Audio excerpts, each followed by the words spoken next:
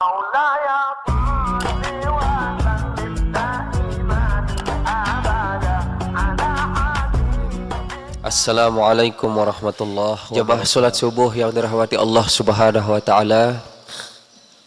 Alhamdulillah rabbil alamin.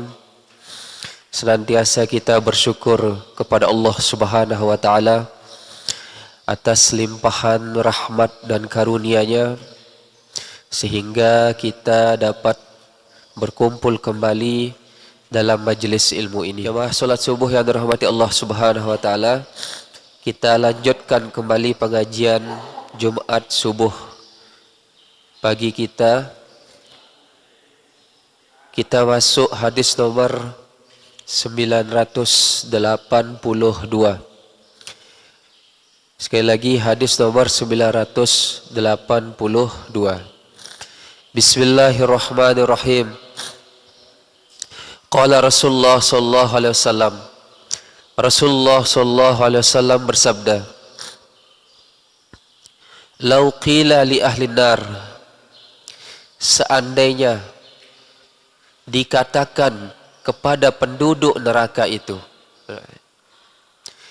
"Innakum makisuna finnari adada kulla hasatin fid dunya." Sesungguhnya kalian, wahai para penduduk neraka, makisuna finnar, kalian akan menetap di dalam neraka ini, adada kulla hasatin fid dunya, sebanyak butiran kerikil yang ada di atas dunia.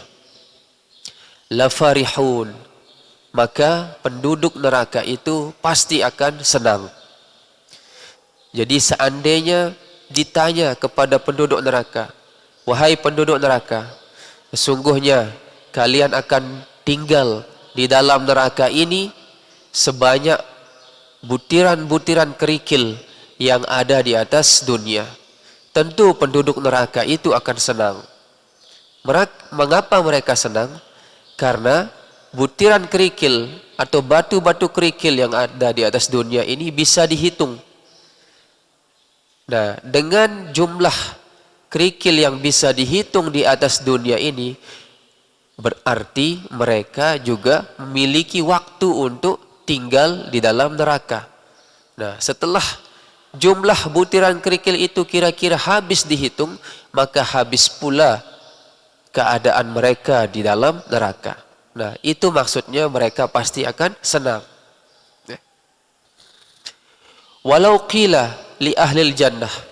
Nah, seandainya kita balik sekarang, seandainya kita bertanya kepada penduduk surga, innakum makisuna fil jannah, wahai penduduk surga, sesungguhnya kalian akan berada di dalam surga ini, adada kulla hasatin, sebanyak butiran kerikil juga yang ada di atas dunia ini.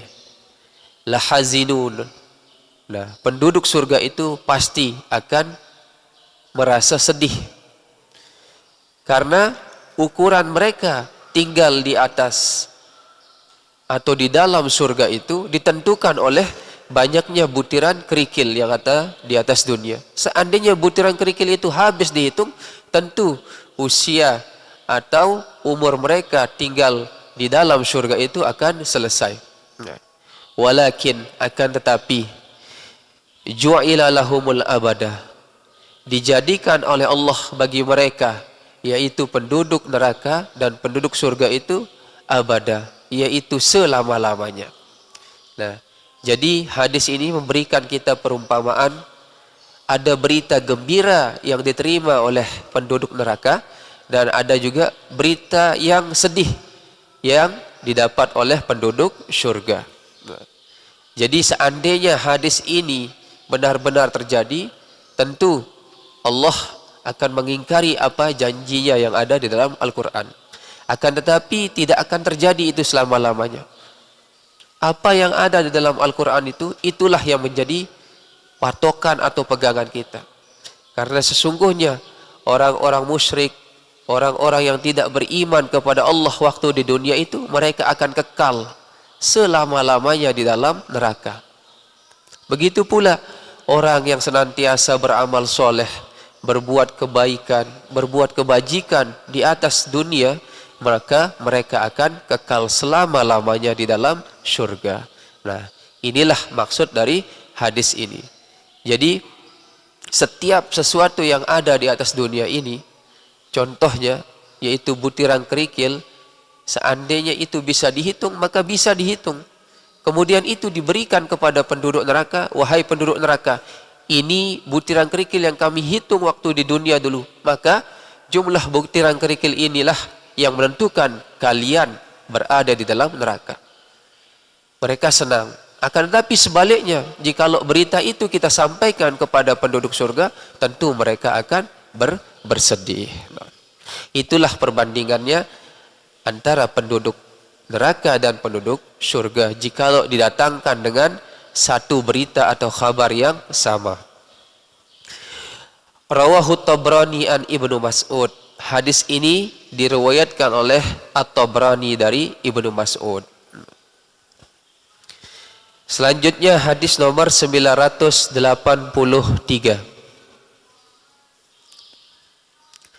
Qala Rasulullah sallallahu alaihi wasallam. Rasulullah sallallahu alaihi wasallam bersabda, "Laula an asyaqqa ala ummati." Jikalau tidak memberatkan atas umatku, kata Rasulullah. Jikalau tidak memberatkan suatu perkara atas umatku, la amartuhum bis-siwaki ma'a kulli shalat. Maka aku akan perintahkan kepada mereka umat-umatku ini bis-siwaki, dengan bersiwak, ma'a kulli shalatin, tiap-tiap mereka melakukan yang namanya ibadah solat. Nah, jadi bersiwak sebelum kita melakukan ibadah solat itu merupakan kewajiban yang dilakukan oleh Rasulullah sallallahu alaihi wasallam. Nah, jadi ada 3 hal yang sesuai dengan hadis yang mana itu merupakan kewajiban atau sesuatu yang wajib dalam diri Rasulullah sallallahu alaihi wasallam, akan tetapi dalam umatnya itu sunnah. Yang pertama itu adalah solat witir. Wajib bagi Rasulullah tapi sunnah bagi umatnya. Yang kedua adalah bersiwak. Dan yang ketiga adalah qiyamul lail, yaitu solat pada tengah malam. Nah, 3 hal ini atau 3 perkara ini wajib dilakukan pada diri Rasulullah sallallahu alaihi wasallam. Akan tetapi sunat hukumnya dilakukan kepada umatnya. Nah, seandainya siwak itu wajib kepada umat Rasulullah sallallahu alaihi wasallam, pasti kita akan melakukan bersiwak itu setiap kita akan melakukan solat 5 waktu. Tapi ini adalah hukumnya sunat. Itu pun ulama sepakat sunatnya itu adalah sunat muakkadah, yaitu sunat yang sangat dianjurkan oleh Rasulullah sallallahu alaihi wasallam.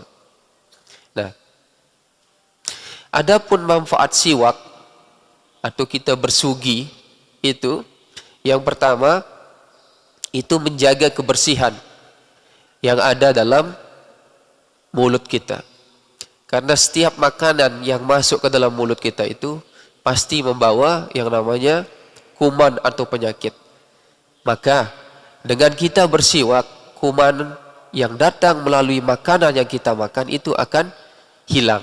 Nah, yang kedua, manfaat atau faedah kita bersiwak itu yaitu mendatangkan keridhaan dari Allah Subhanahu wa taala. Jadi setiap perkara yang dianjurkan oleh Rasulullah sallallahu alaihi wasallam kemudian dilakukan oleh umatnya, maka perkara itu akan mendatangkan keridhaan dari Allah Subhanahu wa taala. Yang ketiga, manfaat kita bersiwak, tentu setan akan benci kepada orang-orang yang cinta kepada kebersihan. Dan Allah akan senang kepada orang-orang yang berbuat kebersihan. Innallaha yuhibbut tawabin wa yuhibbul mutatahhirin. Sesungguhnya Allah cinta kepada orang-orang yang bertobat dan orang-orang yang mensucikan dirinya.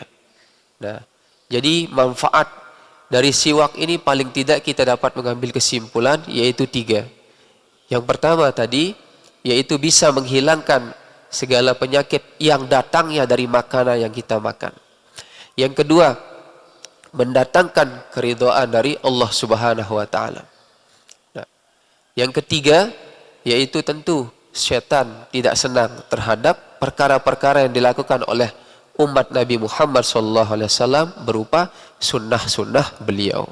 Nah, jadi sekali lagi hukum bersiwak ini ulama sepakat yaitu hukumnya adalah sunnat muakkadah, yaitu sunnat yang dianjurkan oleh Rasulullah SAW. Akan tetapi pada pribadi atau diri Rasulullah SAW bersiwak ini hukumnya wajib, sebagaimana wajib yang dilakukan oleh Rasulullah SAW berupa solat witir dan solat tahajud. Rawahu Syaikhani, hadis ini diriwayatkan oleh Syaikhan.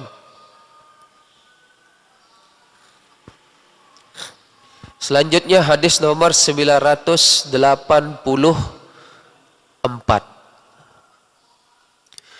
Qala Rasulullah sallallahu alaihi wasallam. Rasulullah sallallahu alaihi wasallam bersabda, "Lau kuntu amiran."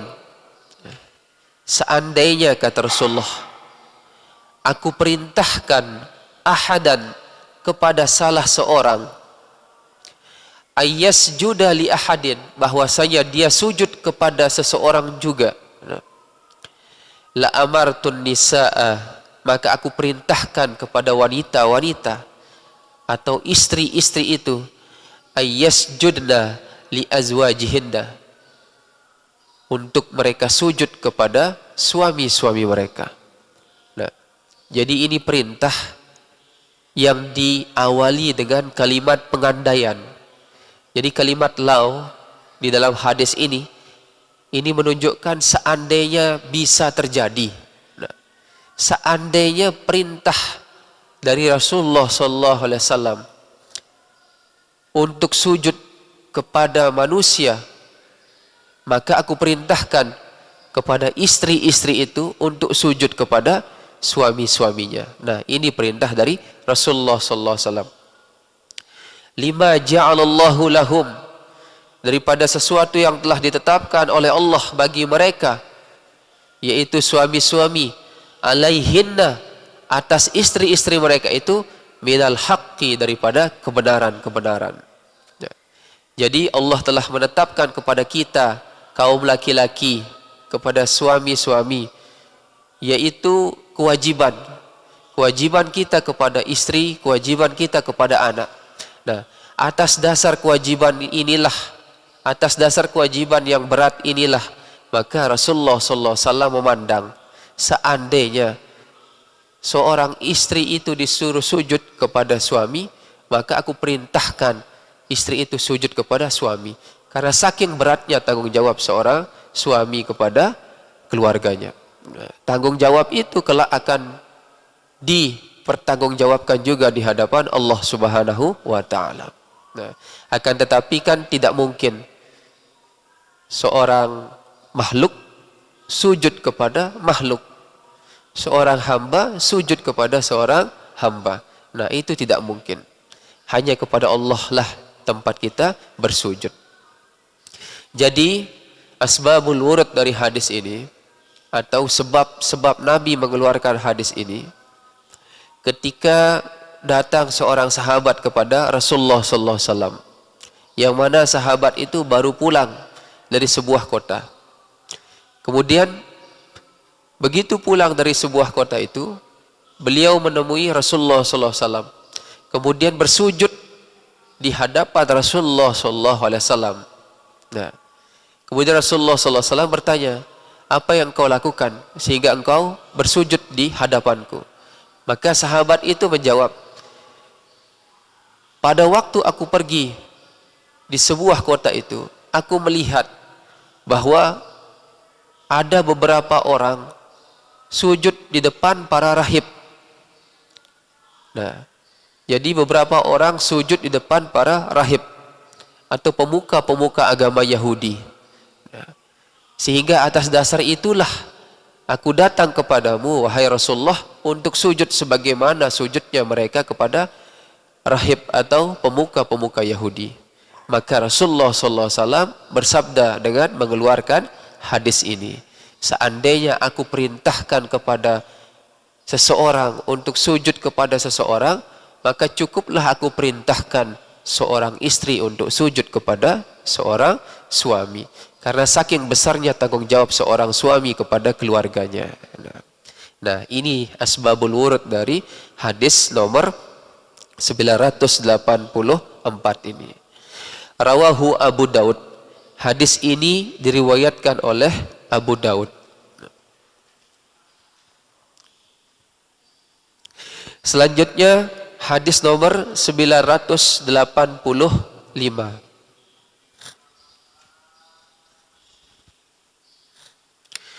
Lau nazala Musa, seandainya Allah turunkan di atas bumi ini Nabi Musa,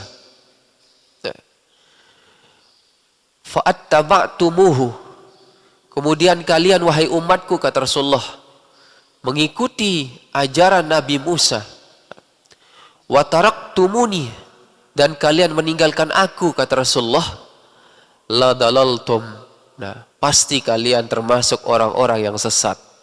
Nah, karena Allah mengutus setiap Rasul itu sesuai dengan zaman dan masanya. Nah, kita yang sekarang hidup di akhir zaman ini termasuk umat Rasulullah SAW, wajib hukumnya mengikuti apa yang telah ditetapkan oleh Rasulullah SAW sampai dengan hari kiamat. Seandainya Nabi Musa diturunkan atau nabi-nabi yang lain lagi diturunkan oleh Allah Subhanahu wa taala di atas dunia ini dengan membawa perintah yang dulu pernah mereka kerjakan, yang dulu pernah mereka lakukan pada masanya, kemudian kita mengikuti nabi itu atau rasul itu, maka kita termasuk orang-orang yang sesat. Nah, ini kata Rasulullah SAW. Karena apa? Karena ajaran Nabi Musa sudah dimansuh, sudah dihapus, sudah dihilangkan oleh ajaran dari Nabi Muhammad SAW. Ana khattukum minan nabiyyin, kata Rasulullah. Bermula aku, kata Rasulullah, hazzukum minan nabiyyin, termasuk daripada golongan para nabi-nabi Allah. Nah. Wa antum hazza minal umami, dan kalian wahai umatku termasuk daripada umat-umatku pula. Nah. Jadi kita yang sudah mengaku sebagai umat Rasulullah SAW tidak mungkin ikut kepada nabi atau rasul selain daripada Rasulullah SAW. Nah. Sama seperti nanti ketika Allah turunkan Nabi Isa. Karena salah satunya nabi yang menurut sejarah yang tidak meninggal itu yaitu Nabi Isa. Nah, ketika mendekati kiamat nanti, Nabi Isa diturunkan oleh Allah Subhanahu wa taala di atas bumi ini. Apakah Nabi Isa akan membawa ajaran yang dulu pernah dia ajarkan kepada umatnya Bani Israel? Tentu tidak. Justru diutusnya Nabi Isa kelak pada akhir zaman akan terjadinya kiamat itu untuk membenarkan ajaran dari Rasulullah SAW. Bukan lantas Nabi Isa turun ke atas bumi ini untuk kembali mengajarkan kita tentang Injil, bukan. Tapi dia membenarkan kepada orang-orang yang saat ini tidak beriman kepada Nabi Muhammad dan Al-Quran, maka itulah yang dibenarkan oleh Nabi Isa. Tidak membenarkan kembali dirinya sebagai utusan Allah dan Injil sebagai kitabnya. Tapi dia membenarkan bahwa Muhammad itu benar-benar adalah Rasulullah atau utusan Allah, dan Al-Quran itu adalah pedoman atau petunjuk yang langsung diberikan Allah kepada Nabi Muhammad sallallahu alaihi wasallam. Nah, ini perumpamaan dari Rasulullah sallallahu alaihi wasallam seandainya ada diturunkan kembali nabi-nabi yang dulu pernah diturunkan oleh Allah Subhanahu wa taala. Nah. Rawahul Baihaqi an Abdullahi ibnu Haris. Hadis ini diriwayatkan oleh Baihaqi dari Abdullah bin Haris.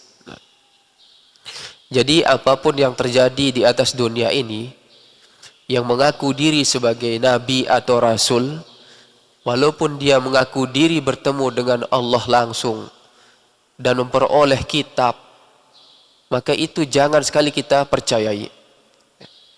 Karena itu semuanya adalah berita bohong. Karena Allah sudah menegaskan bahwa Muhammad itu khatamun nabiyyin wal mursalin, adalah penutup daripada para nabi dan para rasul yang diutus oleh Allah di atas dunia ini. Dan adapun manusia-manusia sekarang yang mengaku diri sebagai nabi atau rasul atau mengaku diri sebagai utusan dari Nabi Muhammad, maka berita itu adalah sebuah kebohongan atau kedustaan. Selanjutnya hadis nomor 986. Qala Rasulullah sallallahu alaihi wasallam. Rasulullah sallallahu alaihi wasallam bersabda, "Laulan nisa'u, seandainya Allah tidak menciptakan seorang wanita." Ini sabda Rasulullah sallallahu alaihi wasallam. Seandainya tidak ada wanita di atas dunia ini, la'ubidallahu haqqa ibadatih, maka kita akan beribadah kepada Allah Subhanahu wa taala itu haqqa ibadatih, dengan sebenar-benar ibadah. Ya. Pesan dari hadis ini yaitu bahwa kita sebagai seorang laki-laki, fitnah terbesar kita, cobaan terbesar kita yaitu adalah wanita. Jadi hati-hati kita. Bisa jadi wanita-wanita ini memalingkan kita untuk beribadah kepada Allah Subhanahu wa taala. Bisa jadi wanita-wanita yang ada di atas dunia ini menyebabkan kita jauh dari Allah Subhanahu wa taala. Makanya Rasulullah sallallahu alaihi wasallam dalam hadis ini, seandainya tidak ada wanita di atas dunia ini, pasti kita akan benar-benar beribadah kepada Allah Subhanahu wa taala. Nah, jadi banyak sekali fitnah yang ditimbulkan oleh wanita-wanita. Maka kita sebagai seorang laki-laki harus benar-benar menjaga diri kita dari fitnah dengan wanita, terutama wanita yang bukan termasuk mahram kita, ya. Atau dalam bahasa fikih yaitu ajnabiyah, yaitu wanita-wanita dari golongan ajnabi, yaitu dari golongan yang tidak halal bagi kita. Dalam suatu hadis Rasulullah sallallahu alaihi wasallam bersabda, "Ma taraktu fin nasi ba'di fitnatan adarra 'ala rijal minan nisa." Tiadalah aku khawatir, kata Rasulullah, pada manusia itu setelah wafatku satu fitnah yang mendatangkan kemudaratan bagi laki-laki. Apa dia? Minan nisa'i, yaitu fitnah dari wanita. Jadi pelihara istri-istri kita dengan baik, pelihara anak-anak kita, khususnya yang perempuan, dari fitnah-fitnah yang timbul. Nah, karena memang Rasulullah SAW sudah mengingatkan kita, nanti setelah wafatku tidak ada fitnah yang mendatangkan kemudaratan kecuali fitnah dari seorang wanita. Dalam satu hadis Rasulullah SAW juga bersabda, "Man nazara ala muharramin," barang siapa yang memandang atas sesuatu yang haram, yaitu kita laki-laki, jikalau kita memandang kepada wanita-wanita yang haram, nah, mala'allahu ainahu min jamrati jahannam, maka kelak pada hari kiamat Allah akan penuhi mata-mata kita yaitu orang-orang yang senang memandang kepada hal-hal yang haram dari wanita itu dengan apa? Min jamrati jahannam, dengan kerikil-kerikil yang datang dari neraka jahannam. Nah, ini bahayanya namanya kita memandang sesuatu yang haram. Jadi kelak pada hari kiamat Allah akan tutupi mata kita ini yang dulu pernah kita memandang dengan syahwat kepada wanita-wanita yang haram buat kita. Nah, kelak pada hari kiamat maka Allah akan tutupi mata kita ini dengan kerikil-kerikil panas yang datangnya dari neraka jahannam. Nah, ini kita berlindung kepada Allah Subhanahu wa taala. Nah, ini pentingnya namanya kita pelihara diri dari fitnah wanita. Karena wanita ini mendatangkan fitnah yang luar biasa. Rawahud Dailami an Anas. Hadis ini diriwayatkan oleh Dailami dari Anas radhiyallahu anhu. Hadis nomor 987. Qala Rasulullah sallallahu alaihi wasallam. Rasulullah sallallahu alaihi wasallam bersabda, Lau ya'lamul maru baina yadayil musalli maza alaihi. Ini larangan Rasulullah sallallahu alaihi wasallam kepada orang yang melintas kepada orang yang sedang sholat. Ya. Rasulullah sallallahu alaihi wasallam bersabda, Lau ya'lamul maru, seandainya dia mengetahui al-maru, bagaimana seseorang itu melintas baina yadayil musalli, antara dua tangan orang yang sholat, maza alaihi, apa atasnya itu. Nah, seandainya orang yang melintas di depan orang yang sholat itu mengetahui bahaya yang timbul dari dia melintas di depan orang yang sholat, nah, makanya Rasulullah mengibaratkan dengan baina yadayil musalli, antara dua tangan orang yang sholat itu, lakana ayyaqifa arba'ina khairan, maka adalah berdiri selama 40 tahun itu khairan lahu, itu lebih baik baginya, min ayyamurra baina yadayhi, daripada dia berjalan di antara kedua tangan orang yang sholat.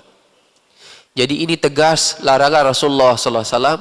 Bahkan ulama mengatakan haram. Haram hukumnya kita melintas, melewati orang yang sedang sholat. Nah, ini banyak terjadi sekarang.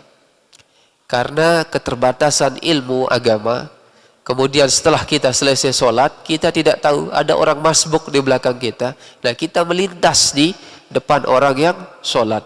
Maka kata ulama mengatakan haram hukumnya. Tapi Imam Al-Baghawi mengatakan ini makruh hukumnya. Nah, apapun bentuknya itu, maka hendaklah kita menghindarinya. Karena kita tidak mengetahui kelak apa yang akan terjadi pada kita pada hari kiamat seandainya kita sedang melintas di hadapan orang yang sedang sholat.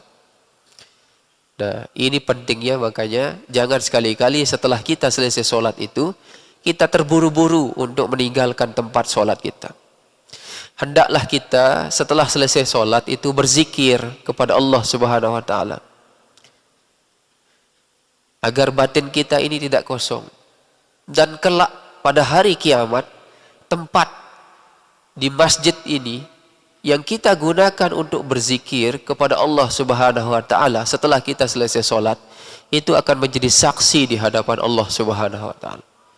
Jadi setiap tempat, setiap sudut yang kita gunakan di dalam masjid ini untuk berzikir, untuk sholat, bahkan untuk sujud, kelak tempat-tempat ini, termasuk kita mengaji ini, akan menjadi saksi di hadapan Allah Subhanahu wa taala. Nah, jadi jangan sekali-kali kita beribadah dalam keadaan terburu-buru. Begitu imam salam, kiri dan kanan, lantas kita meninggalkan tempat itu, padahal di belakang kita itu masih ada orang yang sedang sholat. Nah, ini Rasulullah SAW melarang kita. Bahkan ulama sepakat hukumnya adalah haram. Nah, Jadi percuma kita ibadah setelah selesai sholat, kemudian kita melakukan hal itu. Artinya kita melakukan amal soleh, kemudian kita melanggar lagi satu larangan, yaitu kita melintas. Nah, jangan sampai seperti itu, yaitu ibadah kita sia-sia dengan cara kita melintas di hadapan orang yang sedang sholat. Makanya Rasulullah SAW bersabda, lebih baik kalian berdiri 40 tahun di tempat kalian sholat, itu lebih baik daripada kalian melintasi orang-orang yang sholat. Rawahul Bukhari wa Muslim an Abi Juhaim al-Ansari. Hadis ini diriwayatkan oleh Imam Bukhari dan Imam Muslim dari Abi Juhaim al-Ansari. Nah, ini termasuk hadis yang sahih.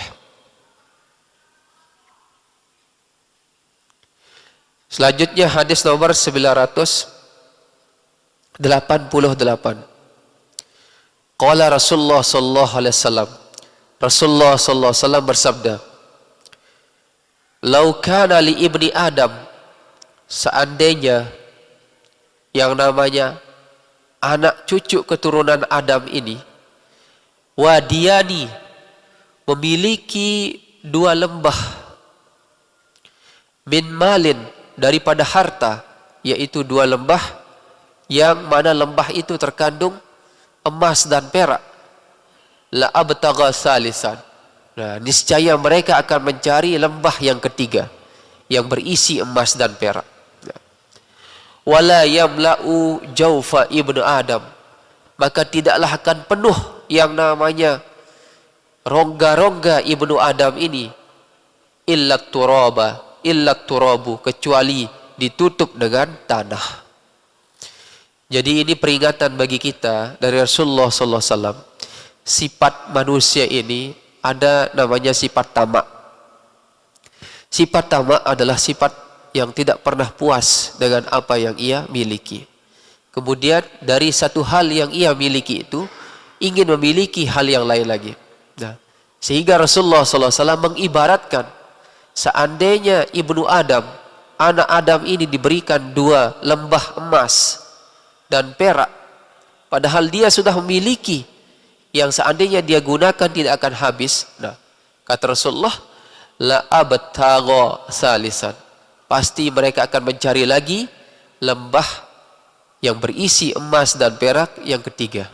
Nah, terus manusia karena sifatnya itu tamak, terus dia menumpuk-numpuk harta. Nah, kapan semua ini akan berhenti atau selesai? Wala yamla'u jaufa ibnu Adam illa turab. Nah, dia akan selesai namanya keinginan atau watak tamak kita ini kecuali dengan ditimbun oleh tanah, yaitu kematian. Wa yatubullah ala man taba, dan Allah itu menerima tobat atas orang yang mau bertobat kepada Allah Subhanahu wa taala. Nah, jadi jangan sekali-kali namanya setiap pemberian yang telah Allah berikan kepada kita, kita tidak pernah syukuri. Kita lihat orang lain yang memiliki hal yang berbeda. Nah, itu kita inginkan lagi. Nah, inilah perumpamaan dari manusia. Mereka tidak akan pernah namanya berhenti atau selesai memiliki hal-hal yang diinginkan oleh nafsu syahwatnya. Semua itu akan berhenti atau selesai kecuali manusia itu ditimbun oleh tanah, atau cukup kematian yang menghentikan semua itu. Nah, rawahu Syaikhan, hadis ini diriwayatkan oleh Syaikhan. Kemudian hadis yang terakhir yaitu hadis nomor 989. La yastahi ahadukum mimma lakaihi allazi ma'ahu kama yastahi min rajulai salihin min jirani wa huwa ma'ahu bil laili wan nahar. Rasulullah sallallahu alaihi wasallam bersabda, la yastahi ahadukum, seandainya malu oleh kalian wahai manusia, mimma lakaihi, dari dua malaikat, yaitu malaikat yang mencatat kebaikan dan malaikat yang mencatat keburukan, allazi ma'ahu, yang senantiasa bersama kita. Nah, seandainya manusia itu memiliki sifat malu untuk melakukan dosa kepada Allah Subhanahu wa taala. Karena apa? Karena setiap dosa yang kita lakukan itu dicatat oleh dua malaikat ini. Nah, kama yastahi min rajulaini salihina min jirani. Sebagaimana mereka malu kepada orang-orang soleh, yang termasuk orang-orang soleh itu bagian dari tetangganya. Nah, ini perumpamaan dari Rasulullah SAW. Wahai manusia, jikalau engkau malu kepada orang-orang soleh untuk berbuat dosa, kenapa engkau tidak malu juga ketika berbuat dosa sendirian itu? Karena dua malaikat ini tidak pernah putus untuk mencatat setiap amal kebaikan, begitu pula amal keburukan. Nah, ini perbandingan yang dibuat oleh Rasulullah SAW. Di depan orang-orang soleh, malu kita berbuat dosa. Kenapa ketika kita sendiri, yang sudah pasti dicatat oleh dua malaikat, kita tidak malu untuk berbuat dosa? Nah. Wa huwa ma'ahu bil-laili wan-nahar. Wa huma ma'ahu bil-laili wan-nahar. Dan sesungguhnya kedua malaikat itu, yaitu yang mencatat amal baik dan amal buruk itu, beserta engkau wahai manusia, bil-laili wan-nahar, yaitu pada malam dan siang hari. Nah, inilah yang perlu kita renungkan, kita fikirkan, bahwa dua malaikat yang ada di sisi kiri dan sisi kanan kita, yang mencatat amal kebaikan dan amal keburukan ini, senantiasa bersama kita pada pagi dan malam. Dan kedua malaikat ini tidak akan pernah putus, tidak akan pernah berhenti untuk mencatat setiap yang kita lakukan di atas dunia ini. Nah, inilah pentingnya kita memiliki sifat malu terhadap dosa yang ingin kita lakukan. Nah, begitu pula kita tidak akan pernah bosan untuk melakukan yang namanya amal kebaikan di atas dunia ini. Nah, jadi sekali lagi, sifat malu ini penting bagi manusia. Karena sifat malu ini merupakan sebagian daripada iman. Dan malu yang paling utama itu adalah malu kepada Allah untuk berbuat dosa kepadanya. Nah, perlunya kita memiliki sifat malu dalam hidup ini. Nah, Rawahul Baihaqi. Hadis ini diriwayatkan oleh Imam Al-Baihaqi. Nah, jemaah salat subuh yang dirahmati Allah Subhanahu wa taala, beberapa hadis telah kita bahas pada pertemuan kita pagi hari ini. Mudah-mudahan apa yang kita bahas pada pengajian Jumat subuh pagi ini dapat kita amalkan dan dapat kita renungkan tentang wasiat-wasiat atau nasihat-nasihat dari Rasulullah SAW sebagai penjaga kita, sebagai pelindung kita dalam kita mengarungi namanya kehidupan di atas dunia ini. InsyaAllah akan kita lanjutkan kembali pengajian kita Mukhtarul Ahadis ini pada Jumat yang akan datang. Dan mari kita tutup dengan membaca doa kafaratul majlis dan berdoa kepada Allah Subhanahu wa taala. Bismillahirrahmanirrahim. Subhanakallahumma wa bihamdika asyhadu an la ilaha illa astaghfiruka wa atubu ilaik. A'udzubillahi minasyaitonir rajim. Bismillahirrahmanirrahim. Alhamdulillah rabbil alamin. Hamdan yuafi ni'amahu yukafi'u mazidah. Ya Rabbana lakal hamdu kama yanbaghi li jalalika wajhikal karim wa azimi sultanik. Allahumma salli ala sayyidina Muhammad wa ala alihi wa sahbihi wasallam. Allahumma inna na'udzubika min ilmin la yanfa' min qalbin la yakhsha wa min nafsin la tashba' wa min da'watin la yustajabu lah. Allahumma ighfir lana wa li walidina warhamhum kama rabbawna shighara wa li jami'il muslimin wal muslimat wal mu'minin wal mu'minat al ahya'i minhum wal amwat. Rabbana atina fid dunya hasanah fil akhirati hasanah wa qina azabannar. Subhana rabbika rabbil izzati amma yasifun wassalamun alal mursalin walhamdulillahi rabbil alamin. Wassalamu alaikum warahmatullahi wabarakatuh.